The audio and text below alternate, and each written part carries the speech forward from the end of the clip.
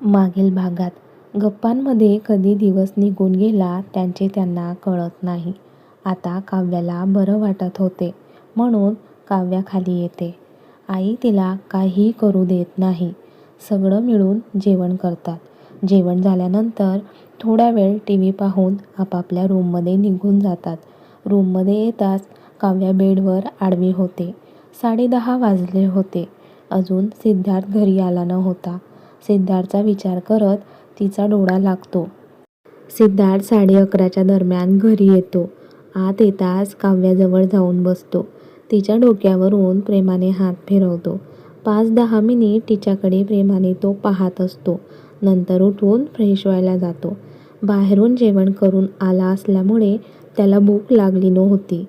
Light बंद करून तो तिच्या शेजारी आडवा होतो. काव्या खूप गाढ झोपलेली होती. सिद्धार्थ तिच्याजवळ सरकून तिच्या अंगावर हात टाकतो. तिच्याकडे प्रेमाने तो पाहत असतो. तो काव्यासोबत कसा वागतोय त्याचे खरं तर त्यालाच माहिती नव्हते.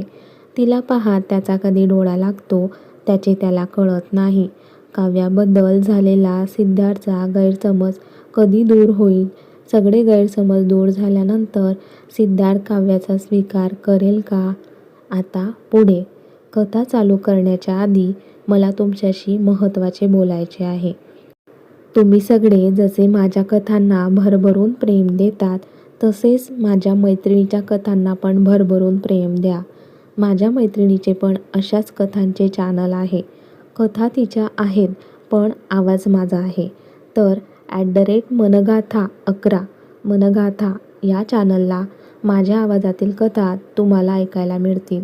माझी एक विनंती आहे, तुम्ही त्या चॅनलला सबस्क्राईब करून कथेचा आनंद नक्की घ्या.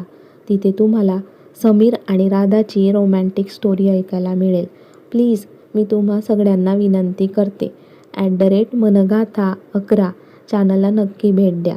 आता वळूया आपल्या सिद्धार्थ काव्याकडे. सकाळी सकाळी दोघं निवांत एकमेकांच्या मिठीत झोपलेले होते. काव्या डोळे किलकिले करून उघडते तर तिला समोर सिद्धार्थचा चेहरा दिसतो. त्याला जवळ बघून तिच्या चेहऱ्यावर स्माईल येते. खरं तर तिला वाटत होते ते स्वप्न आहे. स्वप्नात सिद्धार्थने तिला जवळ घेतले आहे. काव्या खूप प्रेमाने सिद्धार्थकडे पाहत होती. पण अचानक तिला सिद्धार्थ बोललेलं आठवतं आणि तिचा हसणारा चेहरा पळतो. ती डोळे मिटून घेते. काव्या, तुला यांचा विचार करायचा नाहीये. किती वेळा स्वतःला समजावत असते पण त्यांचा विचार केल्याशिवाय तुझा दिवसच सुरू होत नाही. ती पुन्हा डोळे उघडते आणि सिद्धार्थकडे पाहते. पण आता तिच्या लक्षात येते ते स्वप्न नाही आहे. सिद्धार्थ तिला मिठीत घेऊन झोपला आहे. काव्या त्याच्याकडे पाहत, किती शांत झोपलेले आहेत हे. नाहीतर जागी असतात तेव्हा मला ओरडत असतात. सिद्धार्थ जागी असला की त्याच्याकडे पाहायला पण ती घाबरायची. पण आता तो झोपलेला आहे हे बघून ती बिनधास्त त्याला पाहत होती. जवळजवळ 15 ते 20 मिनिट होऊन जातात ती त्याच्याकडे पाहत होती. त्यात ती काल केस मोकळे सोडून झोपलेली असल्यामुळे तिचे केस सिद्धार्थच्या अंगाखाली दाबले गेले होते. तिला त्रास होत होता पण ती त्याकडे दुर्लक्ष करून त्याच्याकडे पाहत असते. अलार्मच्या आवाजाने ती भानावर येते. ती सिद्धार्थला घाबरून सरळ झोपते. सिद्धार्थ त्याचा मोबाईल हाताने शोधत बंद करतो आणि पुन्हा काव्याला कवटाळून मिठीत घेतो. त्याने तिला घट्ट मिठीत घेतले. त्याचा काव्याला खूप आनंद झाला. तिने हळूच एक डोळा ओपन केला. सिद्धार्थचा चेहरा तिच्यासमोरच होता. ती दुसरा पण डोळा उघडते. त्याच्याकडे प्रेमाने ती पाहत असते. त्याचे केस कपाळावर आलेले होते. ते तिने हळूच बाजूला केले. तिच्या बोटांचा स्पर्श होताच सिद्धार्थच्या चेहऱ्यावरचे भाव बदलतात. तसं काव्या घाबरून तिचा हात मागे घेते. ती पुन्हा त्याच्या गालावरून प्रेमाने हात फिरवत असते. तिच्या स्पर्शाने त्याला खूप भारी वाटत होते. तो तर झोपायचं नाटक करत होता. त्याला पाहिजे होते त्याची छोटी बायको काय करते म्हणून. ती मात्र कधी त्याच्या गालावरून प्रेमाने हात फिरवत होती तर कधी केसांवरून, कधी त्याचे नाक चिमटीत पकडत होती. सिद्धार्थ झोपलेला होता म्हणून, नाहीतर काव्याची हिंमत झाली नसती त्याला एवढा हात लावायची. तोच पुन्हा अलार्म वाजला. त्या आवाजाने काव्या उठून बसली. त्यात तिचे केस चांगले सोडले गेले आणि ती ज्या स्पीडने उठली होती त्याच स्पीडने सिद्धार्थकडे ओढली गेली. तिच्या हालचालीमुळे सिद्धार्थने डोळे उघडले. तिचा सुंदर निरागस चेहरा त्याला अगदी जवळ दिसला. त्याच्या चेहऱ्यावर स्माईल आली, कारण त्याची छोटी बायको खूपच क्यूट दिसत होती. तो थोडा पुढे सरकला आणि तिच्या कपाळावर ओठ टेकवले. आज सिद्धार्थ तिला काही वेगळाच बघत होता. तसे रोजच ती सिद्धार्थच्या जवळ असायची, पण आजची फिलिंग काहीतरी वेगळीच होती. काव्याने लाजून डोळे मिटून घेतले. सिद्धार्थ हसत मनातच बोलतो, माझी छोटी बायको. खाली सगळेच उठले होते. काव्य अजून खाली आली नव्हती, त्यामुळे आईंना तिची काळजी वाटत होती. आई तिला बोलवायला तिच्या रूममध्ये जातच होत्या की सायली त्यांना थांबवते. मावशी, तू थांब, मी बघते. सायली सीत काव्याच्या रूमजवळ येते. दरवाजावर नॉक करून आवाज देत असते. काव्या घाबरून, सायली ताई, आलेच 10 मिनिटात. ओके, एवढं बोलून सायली निघून जाते. सिद्धार्थच्या अंगाखाली तिचे दाबलेले केस ती सोडायचा प्रयत्न करत असते, पण सिद्धार्थ आहे की मुद्दाम तसाच पडून असतो. ती निरागसपणे, अहो, ते माझे केस, की सिद्धार्थ हळूच तिचे केस बाजूला करतो. ती उठून जाणार की तिच्या कमरेत हात घालून तो त्याच्या अंगावर ओढून घेतो. आता काव्य सिद्धार्थच्या अंगावर असते. ती काही बोलेल की सिद्धार्थ तिला खाली झोपवतो आणि तो तिच्यावरून येतो. ते मला खाली जायचे आहे, ती नजर झुकवत बोलते. माझ्या डोळ्यात बघून बोल. आज सिद्धार्थचे वागणे तिला कळतच नव्हते. सोडा ना मला, फ्रेश व्हायचे आहे. चल, मी पण येतो सोबत, फ्रेश हो. तो मिश्किलपणे हसत बोलतो. अहो, ती लाजून एवढंच बोलते. तो तिच्याकडे खूप प्रेमाने पाहत असतो. त्याची अशी एकटक पाहणारी नजर काव्याला लाजायला भाग पाडत असते. तो हळूच तिच्या कपाळावर किस करतो. त्यानंतर पूर्ण चेहऱ्यावर खूप प्रेमाने किस करत असतो. आज त्याच्या स्पर्शात, त्याच्या वागण्यात काहीतरी वेगळेच काव्याला वाटत होते, जे की आज पहिल्यांदा ते तिला हवेहवेसे वाटत होते. त्याचे ओठ फिरत आता तिच्या लालचुटूक ओठांजवळ येतात. ती काही बोलणार त्याआधी सिद्धार्थ तिच्या ओठांचा ताबा घेतो आणि तिला किस करायला सुरुवात करतो. तो हळूच तिच्या कपाळावर किस करतो. त्यानंतर पूर्ण चेहऱ्यावर खूप प्रेमाने किस करत असतो. आज त्याच्या स्पर्शात, त्याच्या वागण्यात काहीतरी वेगळेच काव्याला वाटत होते, जे की आज पहिल्यांदा ते तिला हवेहवेसे वाटत होते. त्याचे ओठ फिरत आता तिच्या लालचुटूक ओठांवर. ती काही बोलणार त्याआधीच सिद्धार्थ तिच्या ओठांचा ताबा घेतो. खूप प्रेमाने तो तिला किस करत असतो. काव्या पण त्याला हळूहळू साथ देत असते. दोघांचे श्वास जवळ होतात तसा सिद्धार्थ काव्याच्या अंगावरून उठून बाजूला पडतो. दोघे जोरजोराने श्वास घेत होते. ती त्याच्याकडे पाहत उठून बसते आणि हसतच बाथरूममध्ये निघून जाते. खरं काल तिला सिद्धार्थचा राग आला होता. तिच्यासोबत बोलणार नव्हती, पण त्याच्या स्पर्शाने ती नेहमीच सगळं विसरून जायची.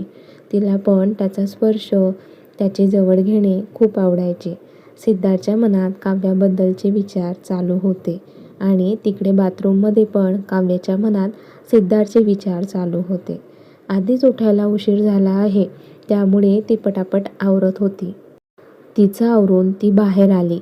ड्रेसिंग टेबलजवळ येऊन तिचं आवरत होती. तिचे लक्ष तिच्या घड्याकडे जाते. काव्या जेव्हा कॉलेजला जायची तेव्हा सगळं काही काढून जायची आणि घरी असली की घालायची. ती एक एक करून सगळं काही घालत होती आणि आपला हिरो बेडवर पडून तिच्याकडे प्रेमाने पाहत होता. तोच त्याला काहीतरी आठवते. काव्या, थांब. तशी काव्या घाबरून त्याच्याकडे पाहते. तो उठून तिच्याजवळ येतो. तिच्या हातातील मंगळसूत्र घेतो. तिला वाटत होते आता पण सिद्धार्थ तिला रागवेल, पण तो हसत तिला समोर बघ म्हणून सांगतो. काव्या समोर पाहते. सिद्धार्थ तिच्या गळ्यात मंगळसूत्र घालतो. त्याने मंगळसूत्र घालताच तिचे डोळे पाणावतात. आनंद अश्रू असतात तिचे. त्यानंतर तिच्या भांगेत सिंदूर भरतो. तिला मागून मिठी मारत, आता दिसते ना माझी बायको. तिच्या गालावर ओठ टेकवून तो बोलतो. ती पटकन मागे वळून त्याला मिठी मारते. काव्या, रडू नकोस. मला माहिती आहे मी कधी कधी तुझ्यासोबत खूप रूडली वागतो. पण खरं सांगू, जेव्हा तुझे लग्न दुसऱ्यासोबत होणार होते ते मला पाहवत नव्हते. तू फक्त माझीच आहे ही जाणीव मला होत होती. तेव्हाच मी फक्त तुझा विचार करून तुझ्याशी लग्न केले. तेव्हापासून तू फक्त आणि फक्त माझी आहे हीच जाणीव माझ्या मनात असते. खरं तर आपल्या पहिल्या भेटीत तू मला धडकली होती तेव्हाच मला तू हवीशी वाटली. तेव्हाच मी एक निर्णय घेतला, लग्न करेल तर तुझ्याशी. आणि मी केले पण. तुझ्याशी लग्न करून तुला इथे घेऊन आलो. तो तिच्या पाठीवरून प्रेमाने हात फिरवत तिला सांगत होता. ते खरं तर काही अशा गोष्टी आहेत की त्या पूर्णपणे क्लिअर झाल्याशिवाय तू सगळ्यांसाठी माझी बायको असशील. पण जोपर्यंत काही गोष्टींची खात्री मला पटत नाही तोपर्यंत मी तुला बायकोचा अधिकार देणार नाही. तो हे बोलताच काव्याच्या गालावर अश्रू ओघळतात. तो तिला मिठीतून बाजूला करत तिचा चेहरा ओंजळीत घेत, काव्या, तुझा माझ्यावर विश्वास आहे ना? काव्या मान हलवून हो म्हणते. हा विश्वास असाच राहू दे. तोपर्यंत मला खरे काय आहे समजत नाही तोपर्यंत मी तुझा मित्र म्हणून तुझी काळजी घेईन. तुझ्या सुखदुःखात तुला साथ देईल. सगळं काही मी करेल. आपले लग्न झाले तेव्हापासून तर कालपर्यंत मी तुला खूप काही बोललो, त्रास दिला. पण यापुढे असे होणार नाही. मी माझी मैत्री निभावेल. मला तुला खूप मोठे झालेलं बघायचं आहे. तुझ्या पायावर उभं राहिलेलं बघायचं आहे. पण ते तुझ्या मेहनतीने सगळं काही तू करायचं आहे. मी नवरा म्हणून नाही तर मित्र म्हणून पूर्ण साथ देणार आहे. एवढं बोलून तो तिच्या कपाळावर दीर्घ किस करतो आणि फ्रेश व्हायला निघून जातो. काव्याला तर काहीही कळत नाही. हे असे का बोलले म्हणून. आपण सिद्धार्थसोबत नंतर बोलू असा विचार करून काव्या खाली निघून जाते. कारण तिला आज खूपच वेळ झाला होता. ती खाली येते, देवघरात जाऊन देवाला नमस्कार करते. तोच तिला हॉलमध्ये बसलेल्या माई दिसतात. माई या मानिनीताईंच्या सासूबाई. आई सिद्धार्थ आणि काव्यासाठी जो सत्यनारायण घालणार होत्या त्यासाठी माई आल्या होत्या. सत्यनारायण आईंना मोठा करायचा असतो त्यामुळे जवळच्या नातेवाईकांना पण बोलावले होते. माईला येऊन अर्धा तास झाला होता. काव्या त्यांना पहिल्यांदा पाहत होती. तिला विचारात बघून आईने तिला आवाज दिला, काव्या इकडे ये. काव्या त्यांच्याजवळ येते. माई, ही काव्या आहे, तुमची नातसून, आपल्या सिद्धार्थची बायको. आणि काव्या, या माई आहेत, सिद्धार्थच्या आजी, माझ्या सासूबाई. तशी काव्या पटकन वाकून त्यांना नमस्कार करते. माई पण तिला आनंदाने आशीर्वाद देतात. तिच्या गालावरून प्रेमाने हात फिरवत, मानिनी, काहीही म्हण, आपल्या सिद्धार्थला शोभेल अशीच आहे हो तुमची सूनबाई. तो सिद्धार्थ पण खाली आला. समोर माई दिसताच त्याला पण खूप आनंद झाला. त्याने पण माईंना नमस्कार केला. सिद्धार्थ, तुझी बायको खूप सुंदर आहे. लक्ष्मीनारायणाचा जोडा आहे तुमचा. माई काव्याबद्दल खूप भरभरून बोलत होत्या. त्याचा सिद्धार्थला पण मनातून आनंद होत होता. कारण त्याची छोटी बायको होतीच तशी. म्हणून तर आपल्या हिरोला पहिल्याच भेटीत ती आवडली होती. एवढी आवडली की तिच्यासोबत लग्न करेल असेही मनाशी ठरवले होते. आणि ते केले सुद्धा. आता लवकरात लवकर पाळणा हलू द्या. माई बोलतात. माईंचे बोलणे सिद्धार्थला समजते पण काव्याच्या डोक्यावरून जाते. सिद्धार्थला मात्र माईचे बोलणे चांगलेच कळाले होते. काही वेळ ते माईंसोबत गप्पा मारतात. सिद्धार्थ काव्याकडे पाहत, ते मला ऑफिसला जायचे आहे, नाश्ता वाढ. काव्या, तू आणि सिद्धार्थ दोघंच नाश्ता करायचे राहिले आहात. आमचा सगळ्यांचा नाश्ता झाला आहे. हो आई. एवढं बोलून काव्या किचनमध्ये निघून जाते. दोघांसाठी प्लेटमध्ये वाढून ती घेऊन येते. दोघं मिळून नाश्ता करत असतात. सिद्धार्थला माईचे बोलणे आठवते. ते आठवताच तो गालातल्या गालात हसत असतो. काव्या मात्र त्याच्याकडे गोंधळून पाहते. काय म्हणून विचारते. सिद्धार्थ मनातच, माझी छोटी बायको छोटीच राहणार. त्या दोघांचा नाश्ता होतो. सिद्धार्थ ऑफिसला निघून जातो. उद्या पूजा असल्यामुळे घरात त्यांची तयारी चालू होती. एक एक करून जवळचे नातेवाईक पण येत होते. बऱ्याच दिवसानंतर सत्यनारायणची पूजा करणार होते, त्यामुळे सगळे जवळचे नातेवाईक जमल्यामुळे घर भरलेले वाटत होते. काव्या छोटी असली तरी सगळ्यांना काय हवं नको ते बघत होती. तिचे सगळेच कौतुकही करत होते. आईने तिला जे काही काम सांगितले होते ते सगळं काही काव्या चोखपणे करत होती. घरातील सगळेच कौतुकाने तिच्याकडे पाहत होते. घरातील सगळ्यांना तिचे कौतुक वाटत होते आणि तिकडे ऑफिसमध्ये बसून कॅमेरामधून तिला पाहत सिद्धार्थला पण तिचे खूप कौतुक वाटत होते. आज काहीही करून तो काव्यासाठी घरी लवकर जाणार हे त्याने आताच मनाशी निश्चित केले. इकडे कामाच्या गडबडीत दिवस कसा निघून गेला कोणालाच कळले नाही. सिद्धार्थ पण काव्यासाठी घरी लवकर आला, पण ती त्याला कुठेच दिसली नाही. म्हणून नाराज होऊन त्याच्या रूममध्ये निघून गेला. आईंना सिद्धार्थ दिसताच आईंनी सायलीकडून त्याच्यासाठी कॉफी पाठवली. सिद्धार्थ फ्रेश होऊन बाहेर आला की दरवाजावर नॉक झाले. त्याला वाटले काव्या असेल. तो आनंदाने घाईघाईमध्ये दरवाजा ओपन करायला जातो, पण समोर सायलीला बघून त्याचा चेहरा पडतो. त्याचा पडलेला चेहरा बघून सायलीला समजते. ती त्याला मुद्दाम विचारते, "भाई, काही झालंय का?" "नाही, कुठे काय?" तो कॉफीचा मग घेत आत येत बोलतो. "नाही, ते मगाशी तू हॅप्पी दिसत होता, पण नंतर तुझा चेहरा पडला म्हणून विचारले." "ते नाही, काही नाही." "नक्की ना?" "हो सायली, काही नाही." सायली किंचित हसत खाली निघून जाते.